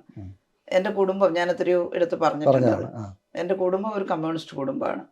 നേരത്തെ സ്വാതന്ത്ര്യ സമര കാലത്ത് ബ്രിട്ടനെതിരായിട്ടുള്ള പോരാട്ടത്തിലും അതുപോലെ തന്നെ ആ സമയത്ത് തന്നെയുള്ള ഭൂപ്രഭുത്വത്തിനെതിരായിട്ടുള്ള പോരാട്ടത്തിലും കമ്മ്യൂണിസ്റ്റ് പാർട്ടി സജീവമായി ഇടപെടുന്ന സമയത്ത് എൻ്റെ വല്യമ്മമാർ ആ കൂട്ടത്തിലുണ്ടായിരുന്നു. Arrest വരിക്കപ്പെട്ടിട്ടുണ്ട്, ജയിലിലടക്കപ്പെട്ടിട്ടുണ്ട്, police മർദ്ദനേറ്റിട്ടുണ്ട്. വലിയ തോതിൽ ത്യാഗം സഹിച്ചവരായിരുന്നു. എൻ്റെ അമ്മമ്മയും അവരുടെ കൂടെ രാഷ്ട്രീയ പ്രവർത്തനത്തിൽ പങ്കെടുത്തവരായിരുന്നു. അപ്പോൾ കുഞ്ഞുനാളിലെ ഞാൻ കണ്ടുവരുന്നത് ഈ ചുവന്ന കൊടിയും അതുപോലെ അവകാശ മുദ്രാവാക്യങ്ങളും സമരങ്ങളും ബഹളങ്ങളും ഒക്കെയാണ്. ആ അർത്ഥത്തിൽ സാധാരണഗതിയിൽ നമ്മളിപ്പോൾ ഒരു കേരളം പോലൊരു സൊസൈറ്റിയിൽ, കേരളം പോലെയല്ല ഇന്ത്യയിൽ എവിടെയാണെങ്കിലും, ഒരു സ്ത്രീ ഒരു ഫീമെയിൽ ജെൻഡറുള്ള ഒരാൾ ലീഡർഷിപ്പിലേക്ക് വരുന്ന ഒരുപാട് ത്യാഗങ്ങളും ബുദ്ധിമുട്ടുകളൊക്കെ സഹിച്ചിട്ടാണ് എന്നാണ് പറയുക. അവർക്ക് പുരുഷന്മാർക്ക് ലീഡർഷിപ്പ് പദവിയിലേക്ക് എത്തുന്നതിനേക്കാൾ കൂടുതൽ ബുദ്ധിമുട്ട് നേരിടും എന്നാണ്. ടീച്ചർക്ക് പക്ഷേ ആ നിലക്ക് അങ്ങനെ ഒരു പ്രയാസങ്ങൾ ഉണ്ടായിട്ടുണ്ടാവില്ല. രാഷ്ട്രീയം മനസ്സിലാകുന്നൊരു കുടുംബത്തിനകത്തായിരുന്നു ടീച്ചർ. തീർച്ചയായിട്ടും എൻ്റെ കുടുംബം ഞാൻ കുട്ടിയായപ്പോൾ മുതൽ ആഗ്രഹിച്ചത് ഞാൻ രാഷ്ട്രീയ പ്രവർത്തകയാവണം എന്നാണ്. അപ്പോൾ രാഷ്ട്രീയത്തിലേക്ക് ഒരു അർത്ഥത്തിൽ പറഞ്ഞാൽ എന്നെ അവർ പറഞ്ഞേക്കുകയായിരുന്നു എന്ന് പറയാം. അപ്പോൾ ആ സമയത്ത് മീറ്റിങ്ങുകളൊക്കെ വരുമ്പോൾ ഞാൻ സ്കൂളിൽ പോകുന്ന സമയത്തും അമ്മമ്മയുടെ കൂടെ മീറ്റിങ്ങുകൾക്കൊക്കെ പോവായിരുന്നു. ഞാൻ കോളേജിലെത്തുമ്പോഴേക്കും ഞാനതിന് നിർബന്ധമായിട്ടും പോകണമെന്ന് അമ്മാവനും അതുപോലെ അമ്മമ്മയൊക്കെ പറയുന്ന അവസ്ഥയുണ്ടായി. അപ്പോൾ ഞാൻ ലേശൊരു മടിയുള്ള കുട്ടിയായിരുന്നു. അങ്ങനെ പൊതുവായിട്ട് ഇറങ്ങിച്ചെന്ന് നേതൃത്വപരമായിട്ട് അങ്ങനെ പോയി ഇടപെടുന്ന ഒരു രീതി ആയിരുന്നില്ല. ഒന്നാമതേ ഞാൻ ഒറ്റ ഒരു കുട്ടിയായിരുന്നു വീട്ടിൽ. അതിൻ്റെ ഒരു ലാളനീയ കാര്യമെല്ലാം അനുഭവിച്ചു. ഇല്ല. അപ്പോൾ അതിൻ്റെ ഒരു ഒതുക്കവും എൻ്റെ അടുത്തുണ്ടായിരുന്നു. അങ്ങനെ ഒക്കെ നിൽക്കുന്ന കുട്ടികൾ, അമിതമായി ശ്രദ്ധിക്കപ്പെടുന്ന കുട്ടികൾക്ക് ഉണ്ടാകുന്ന ഒരു ലേശം ഒരു ഷൈ, അതൊക്കെ എനിക്കുണ്ടായിരുന്നു. പക്ഷേ വളരെ നിർബന്ധമായിരുന്നു അമ്മാവനും അമ്മമ്മക്കൊക്കെ ഞാൻ രാഷ്ട്രീയ പാർട്ടി പ്രവർത്തകയാകണം, കമ്മ്യൂണിസ്റ്റ് പാർട്ടിയുടെ മീറ്റിങ്ങുകൾ പോകണം, ഉത്തരവാദിത്തം ഏറ്റെടുക്കണം, ആളുകളെ സംഘടിപ്പിക്കണം, അവരുടെ പ്രശ്നങ്ങളിൽ ഇടപെടണം, ഇങ്ങനെയെല്ലാം. അതുകൊണ്ട് തന്നെ ചില വീടുകളിൽ നിന്നുള്ള പോകരുത് എന്ന വിലക്ക് എനിക്കുണ്ടായിരുന്നില്ല എന്നുള്ളതാണ് വസ്തുത. അന്ന് രാഷ്ട്രീയ രംഗത്തും ഇങ്ങനെ വരുന്ന പെൺകുട്ടികളൊക്കെ കുറവായിരുന്നു.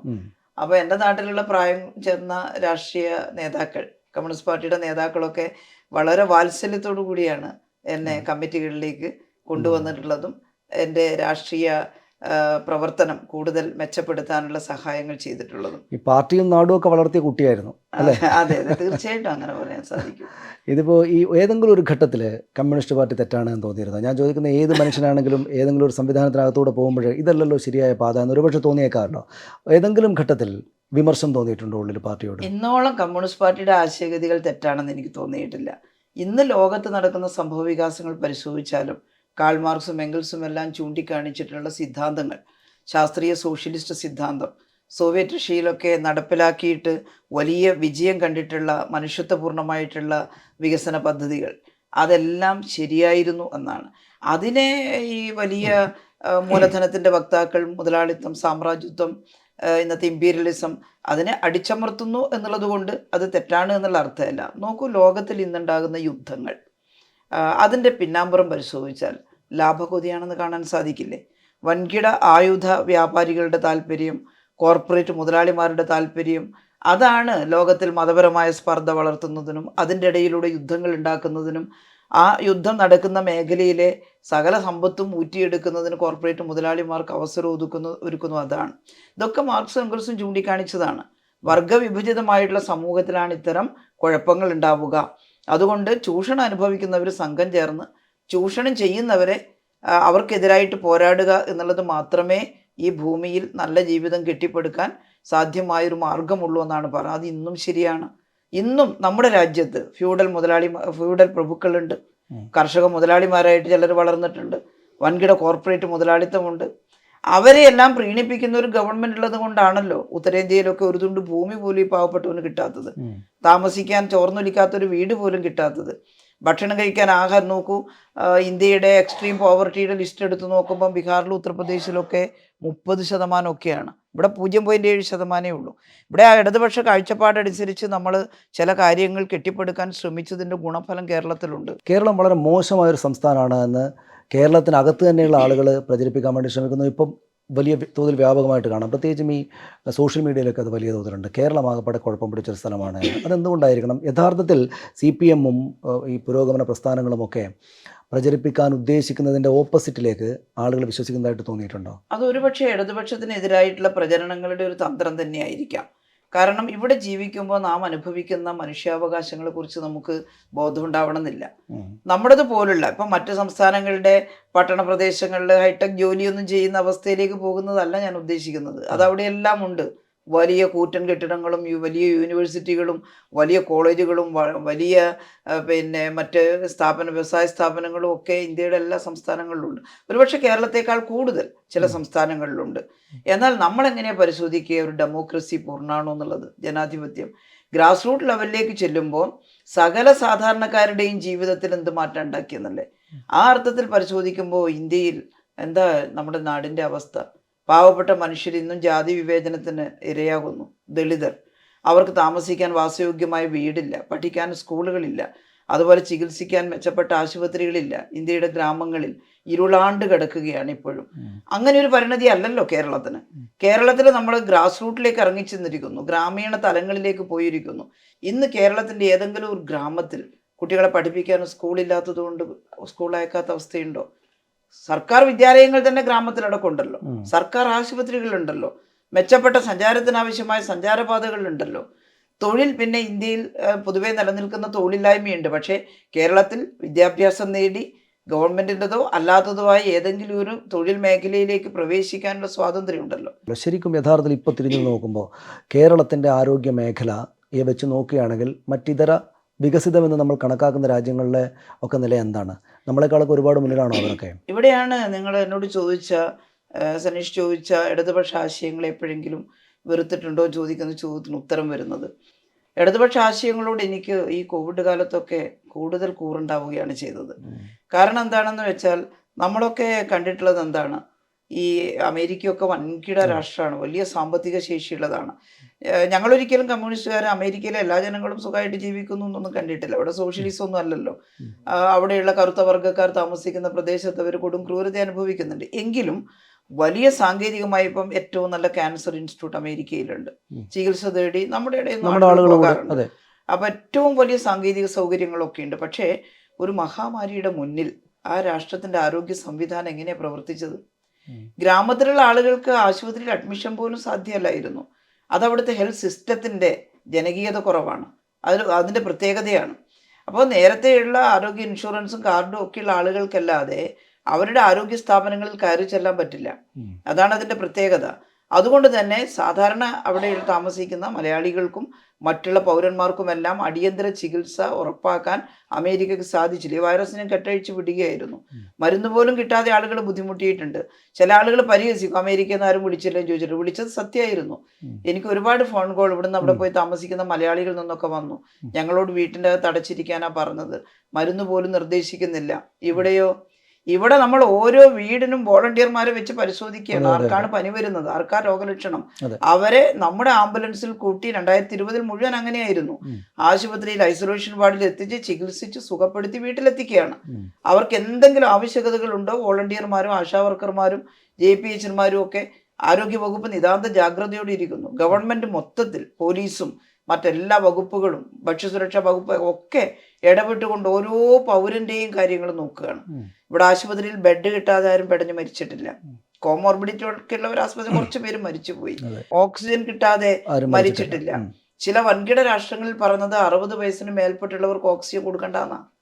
ഓക്സിജൻ സ്കാർസിറ്റി ഉള്ളത് കൊണ്ട് 60 വയസ്സിന് മേൽപ്പെട്ടുള്ളവർക്ക് കൊടുക്കണ്ട, അതിന് താഴെയുള്ള ചെറുപ്പക്കാരുടെ ജീവൻ നിലനിർത്താൻ നോക്കൂന്നാണ്. നമ്മള് 60 വയസ്സിന് മേൽപ്പെട്ടുള്ളവർക്ക് സ്പെഷ്യൽ കെയറാണ് കൊടുത്തത്. ഇതൊരു സോഷ്യലിസ്റ്റ് ആശയഗതിയുടെ പിന്തുണയില്ലാതെ എങ്ങനെയാണ് സാധിക്കുക? അവിടെ ഒരു ഫീമെയിൽ ഭരണാധികാരിയായിരുന്നു എന്നത് ഇതിൻ്റെ ഒരു എന്താണ് അനുതാപം കലർന്ന അല്ലെങ്കിൽ കാരുണ്യം കലർന്ന അല്ലെങ്കിൽ കുറെ കൂടെ ജാഗ്രതയോടെയുള്ള ഒരു പ്രവർത്തനത്തിൻ്റെ കാരണങ്ങളിൽ ഒന്നായിട്ട് പലരും പറഞ്ഞു കേട്ടിട്ടുണ്ട്. ടീച്ചർ അങ്ങനെ വിചാരിക്കുന്നത്? സ്ത്രീ എന്നുള്ളതിന് യാതൊരു പ്രത്യേകത അവിടെ ഇല്ല. ഇടതുപക്ഷത്തിൻ്റെ ആശയങ്ങളുണ്ട്, പിന്നെ അത് നമ്മൾ ഓരോരുത്തരും എങ്ങനെ ഇംപ്ലിമെൻ്റ് ചെയ്യാൻ വ്യക്തിപരമായിട്ട് താല്പര്യപ്പെടുന്നു എന്നുള്ളതും ഒരു വശമാണ്. അപ്പോൾ ഇതാണ് പ്രധാനമായിട്ട് നിൽക്കുന്നത്, ഇടതുപക്ഷത്തിൻ്റെ രീതികളാണ്. ആ രീതിയാണല്ലോ എല്ലാവർക്കും ക്യാമ്പുകളിൽ ഭക്ഷണം എത്തിച്ചു കൊടുക്കാൻ ബഹുമാനപ്പെട്ട മുഖ്യമന്ത്രി പറഞ്ഞു സൗജന്യ ചികിത്സയാണ് കോവിഡിന്. 2020 മുഴുവൻ സൗജന്യ ചികിത്സയായിരുന്നു. നിങ്ങൾ എവിടെ അഡ്മിറ്റ് ആയാലും വേണ്ടില്ല, ഗവൺമെൻറ് ആ ചെലവ് നിർവഹിക്കും. സ്വകാര്യ ഹോസ്പിറ്റൽ അഡ്മിറ്റ് ആയവർക്കും ഗവൺമെൻറ് ചെലവ് നിർവഹിച്ചു. ഭക്ഷണം പാകം ചെയ്ത് വീടുകളിൽ എത്തിച്ചു. അതൊരു കാഴ്ചപ്പാടാണല്ലോ. സ്ത്രീ എന്ന് പറയാൻ പറ്റില്ല എന്ന് ഞാൻ പറയുന്നത്, ചില മുതലാളിത്ത രാജ്യങ്ങളിൽ സ്ത്രീകൾ ഭരണാധികാരികളായി വന്നിട്ടുണ്ടല്ലോ. ആ സ്ത്രീകളുടെ ആശയം എന്താ? അത് ഇതുപോലെ ജനകീയമല്ലല്ലോ. ഞാനൊരു കമ്മ്യൂണിസ്റ്റുകാരിയായ സ്ത്രീ ആയതുകൊണ്ടാണ് എനിക്ക് ഈ വികേന്ദ്രിതമായ കാര്യങ്ങൾ ഉൾക്കൊള്ളാനും അതുപടി നടപ്പിലാക്കാനുള്ള മനോഭാവം ഉണ്ടാവുമെന്ന് ഞാൻ കരുതുന്നത്. എന്നാൽ കമ്മ്യൂണിസ്റ്റ് പാർട്ടിക്കകത്തേ അങ്ങനെ സ്നേഹമുള്ള ആളുകൾ ഉള്ളൂ എന്നുള്ളതല്ല. ജനാധിപത്യപരമായി കൈകാര്യം ചെയ്യുന്നവർ മറ്റു പാർട്ടിക്കകത്തും ഉണ്ടാവാം. പക്ഷേ മൊത്തത്തിൽ അത്തരം പാർട്ടികളുടെ ആശയം അവരെ തെറ്റായ രീതിയിൽ സ്വാധീനിക്കാറുണ്ട്. കേരളം ആകെ തന്നെയും മറ്റെല്ലായിടങ്ങളും പോലെ ഒരു പാട്രിയാർക്കൽ സൊസൈറ്റി ആണല്ലോ. അപ്പോൾ ഈ പാട്രിയാർക്കൽ സൊസൈറ്റിക്കകത്ത് ഒരു സ്ത്രീ മുന്നോട്ടേക്ക് വരുമ്പോൾ ഉണ്ടാകുന്ന വെല്ലുവിളികളും ബുദ്ധിമുട്ടുകളൊക്കെ ടീച്ചറും നേരിട്ടുണ്ടാവില്ലേ? സ്വാഭാവികമായിട്ടുണ്ട്. കാരണം ഞാൻ നേരത്തെ പറഞ്ഞതുപോലെ എല്ലാവരുടെയും പ്രോത്സാഹനം കിട്ടി എന്നുള്ളത് കൊണ്ട് ഒരു സ്ത്രീ എന്ന നിലയിൽ ഞാൻ ഒരു പ്രയാസവും അനുഭവിക്കാതെയാണ് രാഷ്ട്രീയ രംഗത്ത് കടന്നു വന്നതെന്നുള്ളതല്ല. എന്നെ സംബന്ധിച്ച് അത്തരത്തിലുള്ള ഒരുപാട് പ്രയാസങ്ങൾ എനിക്കും ഉണ്ടായിട്ടുണ്ട്. പക്ഷേ താരതമ്യേന വീട്ടിൽ നിന്നുള്ള വിലക്ക്, കല്യാണം കഴിഞ്ഞാൽ ഭർത്താവിൽ നിന്നുള്ള വിലക്ക്, കുട്ടികളുണ്ടാകുമ്പോൾ കുട്ടികളുടെ അസ്വസ്ഥത, ഇതെല്ലാം എനിക്ക് മറ്റ് ആളുകൾ സഹിക്കുന്ന അളവിൽ സഹിക്കേണ്ടതായി വന്നിട്ടില്ല. അവിടെ നിന്നെല്ലാം സമ്മതം ഉണ്ടായിരുന്നു. ഇപ്പം എൻ്റെ ഹസ്ബൻഡാണെങ്കിലും പാർട്ടി പ്രവർത്തകനാണ്, ഭാസ്കർ മാഷ്. അദ്ദേഹത്തിന് ഞാൻ രാഷ്ട്രീയ പ്രവർത്തകയാകണം എന്നുള്ള നിർബന്ധ ബുദ്ധിയുള്ള ആളാണ്. അതെല്ലാം ഉണ്ട്. പക്ഷെ ഞാനൊരു സമൂഹത്തിലേക്ക് ഇറങ്ങുമ്പോൾ അത് ഏത് സമൂഹമാണ്? അത് മുതലാളിത്തത്തിൻ്റെ എല്ലാ തരത്തിലുള്ള പാട്രിയാർക്കലായിട്ടുള്ള പുരുഷ മേധാവിത്വപരമായിട്ടുള്ള കാഴ്ചപ്പാടുകളുള്ളൊരു സമൂഹമാണ്. ആ കാഴ്ചപ്പാടിലേക്ക് എത്ര നമുക്ക് പ്രോത്സാഹനം ഉണ്ടായാലും നമ്മൾ ഇറങ്ങി ചെല്ലുമ്പോൾ ഉണ്ടാകുന്ന ചില ബുദ്ധിമുട്ടുകളുണ്ട്. ആ ബുദ്ധിമുട്ടുകൾ ഞാനെന്ന് പറയുന്ന സ്ത്രീ സഹിക്കേണ്ടതായിട്ട് വന്നിട്ടുണ്ട്. അതിലേറ്റവും പ്രധാനപ്പെട്ട ഒന്ന് കുടുംബം, രാഷ്ട്രീയം, ഇതിനെ യോജിപ്പിച്ചു കൊണ്ടുപോവുക. നമുക്ക് കുഞ്ഞുങ്ങളെ സംരക്ഷിക്കണം, വീട്ടിലെ ഉത്തരവാദിത്തങ്ങൾ, അതുപോലെ മറ്റു കാര്യങ്ങൾ, ഇതൊന്നും പൂർണ്ണമായി ഉപേക്ഷിക്കാൻ കഴിയുന്ന ഒരു അന്തരീക്ഷമല്ല. അപ്പം അത് നിർവഹിച്ചുകൊണ്ട് രാഷ്ട്രീയ പ്രവർത്തനത്തിലേക്ക് പോകുന്ന ഒരു സ്ത്രീക്ക് അനുഭവിക്കേണ്ടി വരുന്ന മാനസിക സമ്മർദ്ദങ്ങളുണ്ട്. അതുപോലെ തന്നെ എപ്പോഴും ഒരുപാട് പിന്തുണയും പ്രോത്സാഹനം ലഭിച്ചു എന്ന് പറയുമ്പം എവിടെ നിന്നും ഒരു കൈപ്പേറിയ അനുഭവം ഉണ്ടായിട്ടില്ല എന്ന് ഒരു രാഷ്ട്രീയ പ്രവർത്തകർക്കും പറയാൻ സാധിക്കില്ല. അങ്ങനെയുള്ള പോക്കിൽ എനിക്കും അത്തരത്തിലുള്ള കാര്യങ്ങളൊക്കെ ഉണ്ടായിട്ടുണ്ട്. പക്ഷേ അത് തരണം ചെയ്യാൻ നമുക്ക് കഴിയുന്നു. അതെങ്ങനെയാണ്?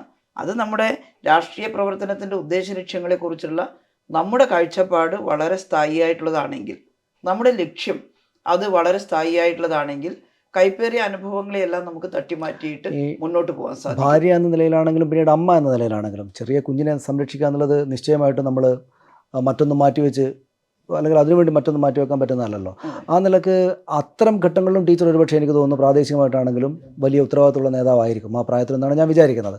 അപ്പോഴൊക്കെ ഈ പാർട്ടി അതിലെ സഖാക്കളൊക്കെ നല്ല പിന്തുണയാണോ ഇത്തരം കാര്യങ്ങൾക്ക് നൽകിയിട്ടുണ്ടാവുക? സ്വാഭാവികമായിട്ടും കമ്മ്യൂണിസ്റ്റ് പാർട്ടി മൊത്തത്തിൽ പറഞ്ഞാൽ അത്തരം ഘട്ടങ്ങളിൽ പിന്തുണക്കുന്ന സ്വഭാവമാണ്. എന്നാൽ കമ്മ്യൂണിസ്റ്റ് പാർട്ടിക്കകത്തും ചിലയിടത്ത് ഈ പുരുഷ മേധാവിത്വപരമായ കാഴ്ചപ്പാടുകളൊക്കെ കടന്നുകൂടാം. പാർട്ടി അതിനെതിരായിട്ട് നിരന്തരമായി ഒരു തിരുത്തൽ പ്രക്രിയ നടത്തിക്കൊണ്ടിരിക്കുകയാണ്. അത് സ്വാഭാവികമായിട്ട് ഏത് ലോകരാഷ്ട്രങ്ങളിലായാലും ഒരു പാട്രിയാർക്കൽ സൊസൈറ്റിയിൽ ജീവിക്കുന്ന കുടുംബത്തിനും വ്യക്തിക്കും ഒക്കെ അതിൻ്റെ ചില അംശങ്ങൾ വന്നേക്കാം. അപ്പോൾ പാർട്ടി നടത്തുന്ന എല്ലാ പഠന ക്ലാസ്സുകളിലും എല്ലാ തെറ്റിതിരുത്തൽ പ്രക്രിയയിലും ഏറ്റവും ശക്തമായിട്ട് പറയുന്നത് മുതലാളിത്തത്തിൻ്റെ അത്തരം പാട്രിയാർക്കൽ സ്വഭാവവും ഫ്യൂഡലിസത്തിൻ്റെ ഈ അന്ധവിശ്വാസ ജടിലമായിട്ടുള്ള സ്ത്രീവിരുദ്ധമായിട്ടുള്ള സ്വഭാവവും പാർട്ടി സഖാക്കളെ ബാധിക്കരുത് എന്നാണ്. അതിനെതിരെ വലിയ ഗുണം ചെയ്യുന്നുണ്ട്. അതുകൊണ്ട് തന്നെ അത്തരം ഘട്ടങ്ങളിൽ പാർട്ടി സഖാക്കളിൽ നിന്ന് ഒരു വലിയ ചർച്ചയുടെ ഒക്കെ ഭാഗമായിട്ട് വരുമ്പോൾ അനുഭവപൂർണമായ സമീപനം ഉണ്ടാകും. എങ്കിലും നമുക്ക് ഒരു കുടുംബം എന്ന് പറയുന്ന ഒരു യൂണിറ്റാണ് സമൂഹത്തിൻ്റെ. ഇപ്പോൾ കുഞ്ഞുങ്ങൾ തീരെ ചെറുതായിരിക്കുന്ന സമയത്ത് അമ്മമാരുടെ ഒരു വലിയ ഉത്തരവാദിത്വമുണ്ട്. അപ്പോൾ അത് നിർവഹിക്കാതിരിക്കാൻ പറ്റില്ല. ആ സമയത്ത് പൂർണ്ണമായും പാർട്ടി പ്രവർത്തനങ്ങൾ, സാമൂഹ്യ പ്രവർത്തനം മാറ്റിവെക്കണമോ? മാറ്റിവെക്കുന്നതൊരു വലിയ ഗ്യാപ്പ് ഉണ്ടാക്കും, അല്ലെങ്കിൽ നമുക്ക് അവിടെ നിർവഹിക്കാനുള്ള ഉത്തരവാദിത്തത്തിൽ വിടവുണ്ടാക്കും. അതിനനുവദിക്കാതെ ഇത് സമരസപ്പെടുത്തി കൊണ്ടുപോകുന്നതിനാണ് വലിയ ത്യാഗം എന്നുള്ളതാണ്. രാജേന്ദ്രൻ മേയർ കുഞ്ഞിനെ എടുത്ത് ആ സമയത്ത് ഈ ചർച്ച ഉയർന്നു വന്നില്ല. അതെ, അങ്ങനെയെല്ലാം വരും ചിലപ്പോൾ. എനിക്കറിയാം, എൻ്റെ വീട്ടിൽ പിന്നെയും ഭർത്താവിൻ്റെ അമ്മയും എൻ്റെ അമ്മയും ഭർത്താവിൻ്റെ സഹോദരിയൊക്കെ ഉള്ളതുകൊണ്ട് ചെറിയ കുഞ്ഞുങ്ങളുടെ ഉത്തരവാദിത്തം അവർ നോക്കുമായിരുന്നു. എന്നാൽ അങ്ങനെയൊന്നും ഈ സൗകര്യമില്ലാത്ത എത്രയോ മഹിളാ സഖാക്കൾ ചെറിയ കുഞ്ഞുങ്ങളെ എടുത്തിട്ടാണ് മീറ്റിങ്ങിനൊക്കെ വരുന്നത്.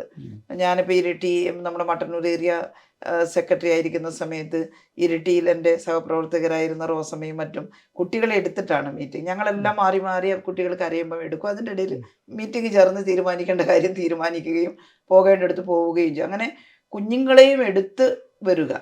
ഈവൻ ഒരു പ്രകടനത്തിന് വരുമ്പോൾ പോലും പിഞ്ചു കുഞ്ഞിനെ എടുത്തിട്ട് വരുന്ന അമ്മമാരുണ്ടായിരുന്നു, വേറെ എവിടെയും നിർത്താൻ സ്ഥലമില്ലാതെ. ടീച്ചറേക്കാൾ മുമ്പ് സമാനമായുള്ള സാഹചര്യങ്ങളിലൂടെ പോയ നേതാക്കൾ ഒരുപക്ഷെ നമ്മുടെ പാർട്ടിയുടെയോ പൊതുപ്രവർത്തന ഒരു അധികാര പദവിയിലേക്കൊന്നും വരാതെ മാഞ്ഞു പോയിട്ടുണ്ടാകാം. പക്ഷേ CPM-നകത്ത്, കമ്മ്യൂണിസ്റ്റ് പാർട്ടിക്കകത്തൊക്കെ വലിയ ഫിസിക്കലായിട്ടുള്ള ആക്രമണങ്ങൾ തന്നെ ഏറ്റ സ്ത്രീ നേതാക്കളൊക്കെ ഉണ്ടല്ലോ. അത്തരം ആളുകളിൽ ടീച്ചർ ഓർമ്മിക്കുന്ന ആളുകൾ ആരൊക്കെയാണ്? ഒരുപാട് ആളുകളാണ്. പ്രഥമവും പ്രധാനമായിട്ട് എല്ലാവരുടെയും ഓർമ്മയിൽ വരെ ഗൗരിയമ്മയാണ്. ഗൗരിയമ്മക്ക് അതിക്രൂരമായിട്ടുള്ള അതിക്രമങ്ങളെയാണ് നേരിടേണ്ടി വരുന്നത്. ഒരു ഘട്ടത്തിൽ അവർ പറഞ്ഞു, പോലീസുകാരുടെ ലാത്തിക്ക് ഗർഭം ധരിപ്പിക്കാൻ കഴിയുമായിരുന്നെങ്കിൽ ഞാൻ ഗർഭിണിയായനെന്ന് പറയുമ്പം ഒരു സ്ത്രീ എന്നുള്ള നിലയിൽ അവർ അനുഭവിച്ചിട്ടുള്ള ആ ക്രൂരതയുടെ യഥാർത്ഥ ചിത്രമാണ് അവർ പറഞ്ഞിട്ടുള്ളത്. നമ്മുടെ കണ്ണൂർ ജില്ലയിൽ തന്നെ അനവധി സ്ത്രീകൾ, യശോദ ടീച്ചറെ പോലുള്ള ആളുകൾ അതിക്രൂരമായി ഗുണ്ടാമർദ്ദനം ഏറ്റിട്ട്, പോലീസ് മർദ്ദനമൊക്കെ ഏറ്റ് അവരെ മരിച്ചുപോയി എന്ന് കണ്ട് ഒരു ഓടയിൽ തള്ളിയിട്ട് അവർ കമ്മ്യൂണിസ്റ്റുകാരിയാണ് എന്ന ഒറ്റ കുറ്റത്തിനാണ്. സ്ത്രീകളെയെല്ലാം സംഘടിപ്പിക്കുന്നു, കർഷകരെ സംഘടിപ്പിക്കുന്നു, എന്നിട്ട് മനുഷ്യാവകാശത്തെക്കുറിച്ച് പഠിപ്പിക്കുന്നു എന്ന ഒറ്റ കുറ്റത്തിലാണ്. വേറൊരു അക്രമകാരി ആയിരുന്നില്ലല്ലോ അവരൊക്കെ. അത്ര ക്രൂരമായിട്ടുള്ള അതിക്രമം നേരിടുന്നു. നമ്മുടെ കരുവള്ളൂർ മുരളിയുടെ അമ്മ എന്തൊരു വലിയ അതിക്രമമാണ് ദേവയാനി ടീച്ചർ സഹിച്ചിട്ടുള്ളത് എന്നുള്ളത്. അവരുടെ ചോരയും കണ്ണീരും നനഞ്ഞ വഴികളിലൂടെ എന്ന അവരുടെ ആത്മകഥ നമുക്ക് വായിക്കുമ്പോൾ മനസ്സിലാക്കാൻ സാധിക്കും. ഇങ്ങനെ നിരവധി സ്ത്രീകൾ, നമ്പൂതിരി കുടുംബത്തിലൊക്കെ പെട്ടിട്ടുള്ള ഒരുപാട് സ്ത്രീകൾ ഘോഷയും മറക്കുടിയൊക്കെ ബഹിഷ്കരിച്ച് പുറത്തേക്ക് വന്നപ്പോൾ അവരനുഭവിച്ചിട്ടുള്ള വലിയ നിന്ദകൾ, പീഡനങ്ങൾ, അതൊക്കെ നമുക്ക് കാണാം. അങ്ങനെ നൂറുകണക്കിന് സ്ത്രീകളുടെ ഉദാഹരണം നമുക്ക് കേരളത്തിൽ തന്നെ പറയാൻ പറ്റും. ഇന്ത്യയിലുടനീളം ഈ ക്രൂരമായിട്ടുള്ള അതിക്രമങ്ങൾ സഹിച്ചിട്ടുള്ള ഒട്ടേറെ സഹോദരിമാരുണ്ടായിരുന്നു എന്നുള്ളതാണ്. പിന്നെയുള്ള ചോദ്യം ടീച്ചർ ഒരുപാട് തവണ കേട്ടിട്ടുള്ളതാണ്, ഒരുപാട് തവണ മറുപടി പറഞ്ഞിട്ടുള്ളതാണ്. ടീച്ചർ മുഖ്യമന്ത്രിയാവും എന്ന് പ്രതീക്ഷിക്കുന്ന കുറേയേറെ ആളുകളുണ്ട്. ടീച്ചർ മുഖ്യമന്ത്രി ആകണമെന്ന് ആഗ്രഹിക്കുന്ന ആളുകളുണ്ട്. ടീച്ചർ മുഖ്യമന്ത്രി ആകുമെന്ന് എല്ലാ അഭിമുഖങ്ങളിലും ചോദ്യം ഞാൻ ഇതുവരെ കേട്ടതെല്ലാം കേട്ടിട്ടുണ്ട്. എന്തായിരിക്കും ടീച്ചർ മറുപടി? ഞാനത് മറുപടിയോട് കേട്ടതാണ്, മറുപടി പറഞ്ഞിട്ടുണ്ട്. അങ്ങനെ എന്തിനാണ് അങ്ങനെ പറയുന്നതെന്ന് എനിക്ക് മനസ്സിലാക്കാൻ സാധിക്കുന്നില്ല. ഇപ്പം അങ്ങനെ ഒരു സാഹചര്യം ഇല്ല. ഞാൻ മുഖ്യമന്ത്രിയാകേണ്ടതോ അല്ലെങ്കിൽ അങ്ങനെ ഒന്നുമില്ല. ഇപ്പോൾ കേരളത്തിൻ്റെ മുഖ്യമന്ത്രി ഉണ്ട്, രണ്ടാമത്തെ ടേമിലും അധികാരം കിട്ടിയിട്ടുണ്ട്. കേരളത്തെ നവകേരളമാക്കി മാറ്റുന്നതിന് വേണ്ടി പിണറായിയുടെ നേതൃത്വത്തിൽ വലിയ പരിശ്രമം നടന്നു വരികയാണ്. ആ ഘട്ടത്തിൽ ഞങ്ങളാരും ചിന്തിക്കുന്നതേയില്ല വേറെ ആരെങ്കിലും മുഖ്യമന്ത്രിയാവുക എന്നുള്ളത്. ഇനി അങ്ങനെ ഒരു ഘട്ടം വരുമ്പോൾ അത് ഞാനായിരിക്കണമെന്ന് ഞാൻ ഒട്ടും ചിന്തിക്കുന്നതേ ഇല്ല. പിന്നെ എന്തിനാണ് അങ്ങനെ ഒരു ചിന്ത വരുന്നത് എന്നുള്ളത്. ഇപ്പോൾ കേരളം ഉണ്ടായിട്ട് 60-ലേറെ കൊല്ലമായി. കേരളത്തിൽ 3.25 കോടി ജനതയുണ്ട്. അതിൽ 1,80,00,000 പേര് സ്ത്രീകളാണ്. നമ്മുടെ 10, 12, 14 മുഖ്യമന്ത്രിമാരുണ്ടായിരുന്ന എല്ലാവരും പുരുഷന്മാരായിരുന്നു. 3.25 കോടി ജനതയിൽ പകുതിയിലേറെ സ്ത്രീകളുണ്ടായിരിക്കുന്ന ഒരു സംസ്ഥാനത്ത്, CPM പോലത്തെ ഒരു ഇടത് പുരോഗമന പ്രസ്ഥാനത്തിന് വലിയ വേരുകളുള്ളൊരു സ്ഥലത്ത് ഇതിനകം തന്നെയും ഒരു മുഖ്യമന്ത്രി വനിത ഉണ്ടാകേണ്ടതായിരുന്നില്ല ടീച്ചറെ? ടീച്ചർ മാറ്റിയെടുത്തിട്ട് പറഞ്ഞാൽ മതി മറുപടി. അതെ, എന്നെ മാറ്റി നിർത്തിയാലും ഞാൻ പറയുന്നത് മുഖ്യമന്ത്രി സ്ഥാനം ഒന്നേ ഉള്ളൂ. അവിടെ ഈ നിരവധി ചർച്ചകളുടെ ഭാഗമായിട്ട് ഇടതുപക്ഷ ജനാധിപത്യ മുന്നണിയായാലും ആര് ജയിക്കുന്ന സമയത്ത് കൂട്ടത്തിൽ ഏറ്റവും ഇടപെടൽ ശേഷിയുള്ള സമയം ചെലവഴിക്കാൻ കഴിയുന്ന ആ രീതിയിൽ ഒരാളെ കണ്ടെത്തുകയാണ്. അത് ഒരു പുരുഷനായി എന്നുള്ളതാണ് വസ്തുത. എന്നാൽ കേരളത്തിൽ സ്ത്രീകൾ വളരെയേറെ മുന്നോട്ട് വന്നിട്ടുണ്ട്. പല മേഖലകളിലും കേരളത്തിലെ സ്ത്രീകളുടെ വിദ്യാഭ്യാസം അത് വലിയ തോതിൽ വർദ്ധിച്ചിട്ടുണ്ട്. സംവരണത്തിന് ശേഷമാണെങ്കിലും ഭരണാധികാര രംഗത്തേക്ക് തന്നെ തീരുമാനമെടുക്കുന്ന വേദികളിൽ സ്ത്രീകൾ ധാരാളമായിട്ട് വന്നിട്ടുണ്ട്. ജില്ലാ പഞ്ചായത്ത് പ്രസിഡന്റുമാരും MLA മാരും മന്ത്രിമാരും ഒക്കെ ആയിട്ട് സ്ത്രീകൾ വന്നിട്ടുണ്ട്. അപ്പോൾ ഒരു കേവലമായിട്ടുള്ളൊരു മുഖ്യമന്ത്രി സ്ഥാനം മാത്രം വെച്ചുകൊണ്ട് സ്ത്രീകൾക്ക് വരാൻ കഴിഞ്ഞിട്ടില്ല എന്ന് പറയാൻ സാധിക്കില്ല. എന്നാൽ ജനസംഖ്യയുടെ പകുതി വിഭാഗമാണ്. അതുകൊണ്ട് തന്നെ തീരുമാനം എടുക്കുന്ന വേദികളിലും സ്ത്രീകളുടെ പങ്കാളിത്തം വർദ്ധിക്കണം. ഞങ്ങൾ അതുകൊണ്ടാണ് പാർലമെൻറ്റും അസംബ്ലിയിലും ഒക്കെ 50% സംവരണം, അത് ഭാവിയാണ്, 33% സംവരണമെങ്കിലും ഉടനടി വേണം എന്ന് പറയുന്നത്. അങ്ങനെയെല്ലാം വരുന്ന ഒരു ഘട്ടത്തിൽ സ്വാഭാവികമായിട്ട് ഇപ്പോൾ 33% സംവരണം പഞ്ചായത്ത് തലത്തിൽ വന്നപ്പോഴാണല്ലോ പ്രസിഡന്റുമാരുടെ സംവരണം വന്നിട്ട് കൂടുതൽ സ്ത്രീകളായിട്ട് വന്നത്. അതുകൊണ്ട് നാളെ ഒരു പക്ഷേ ഇങ്ങനെയുള്ള വേദികളിൽ കൂടുതൽ സ്ത്രീകൾ മുന്നോട്ട് വരുന്ന ഘട്ടത്തിൽ ആ കൂട്ടത്തിൽ എന്തുകൊണ്ടും സ്ത്രീകളുടെയും പുരുഷന്മാരുടെയും ഇടയിൽ ഈ സ്ത്രീയാണ് ഈ നേതൃത്വം വഹിക്കാൻ ഏറ്റവും അനുയോജ്യ എന്ന് തോന്നുന്ന ഒരു സമയത്ത് സ്വാഭാവികമായിട്ടും മുഖ്യമന്ത്രി പദത്തിലേക്കൊക്കെ സ്ത്രീകൾ വരും. പക്ഷെ ഇപ്പോഴ് അങ്ങനെ ഒരു സാഹചര്യം ഇല്ല എന്നുള്ളത് കൊണ്ട് എൻ്റെ പേര് വെച്ചൊരു ചർച്ച ചെയ്യേണ്ട ആവശ്യമില്ല എന്നാണ് ഞാൻ പറയുന്നത്.